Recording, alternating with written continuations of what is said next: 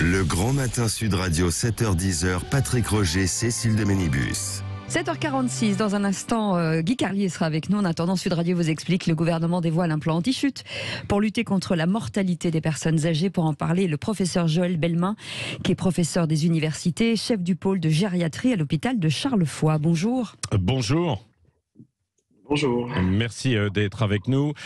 C'est 10 000 personnes âgées qui meurent à peu près chaque année de ces chutes, 3 fois plus que les accidents de la route.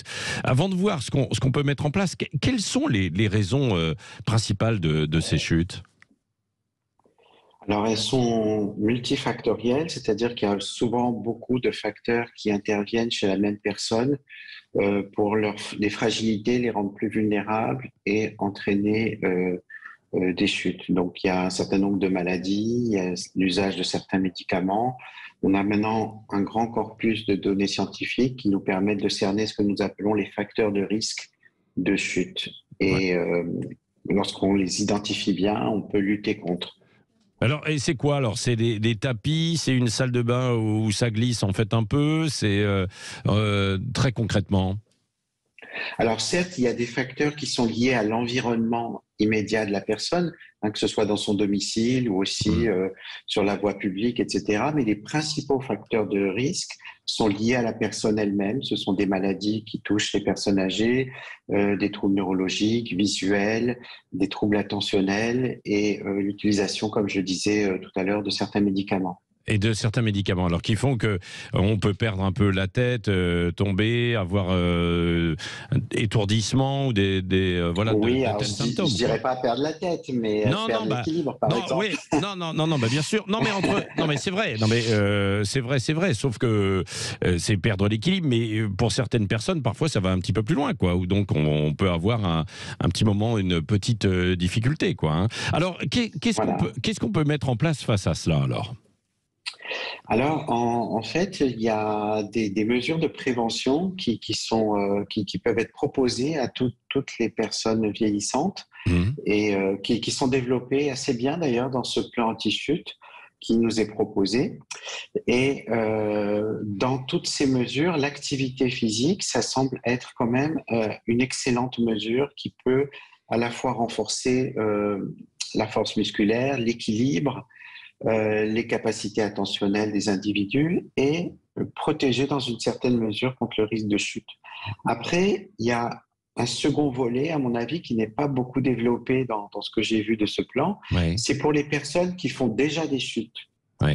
Et là, il faut s'en occuper particulièrement bien pour éviter des nouvelles chutes et surtout éviter des chutes graves, celles qui vont donner des fractures et qui vont conduire à l'hôpital et être responsable de cette mortalité dont vous parliez. Oui, c'est vrai, professeur Bellemin, s'en occuper, mais ça veut dire quoi, s'en occuper ? Alors, pour les personnes qui font des chutes répétées, la plupart des centres de gériatrie, comme le mien à l'hôpital Charlefoix, ont mis en place des consultations spécialisées pour les personnes qui font des chutes. D'accord. Et il y a tout un bilan médical qui est fait. Il y a aussi la prévention des fractures, parce que si vous voulez, malheureusement, on n'évite pas toutes les chutes. Et là, c'est intéressant de renforcer la solidité des os pour éviter les fractures. Oui. On peut donner des conseils d'éducation, des conseils sur l'environnement, qui sont présentes dans ce plan anti-chute.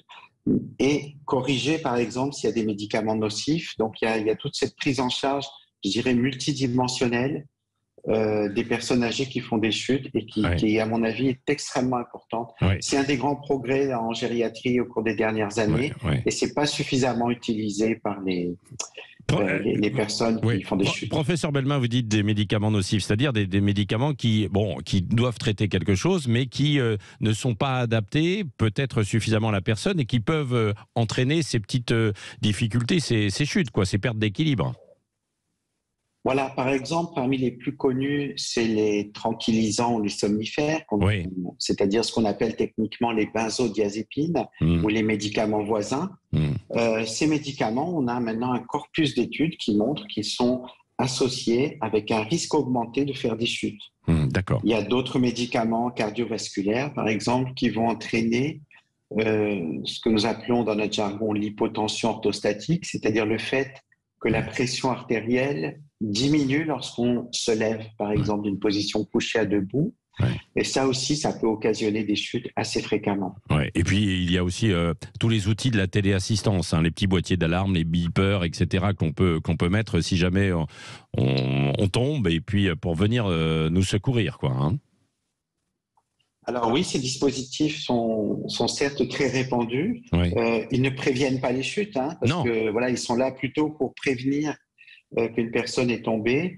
Moi, dans mon expérience, je trouve que c'est assez décevant. C'est vrai. D'accord.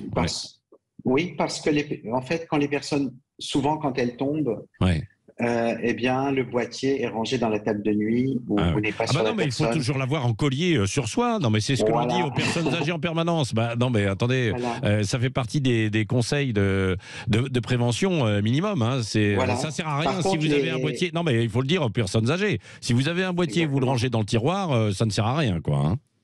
Exactement. Ouais. Si ça sert à quelque chose, c'est que ça rassure tout le monde, notamment l'entourage et les familles. Oui, mais c'est une fausse assurance, on est bien d'accord. Merci beaucoup, professeur Bellemin. L'hôpital Charlefoix, il est où, puisque vous êtes chef du pôle de gériatrie? Oui, alors on est un centre universitaire qui est situé à Ivry-sur-Seine. D'accord, très bien, en région parisienne. On fait partie du groupe de la Pitié-Salpêtrière, voilà. D'accord, très bien. Merci beaucoup d'avoir été avec nous ce matin en direct sur Sud Radio. C'est moi qui vous remercie.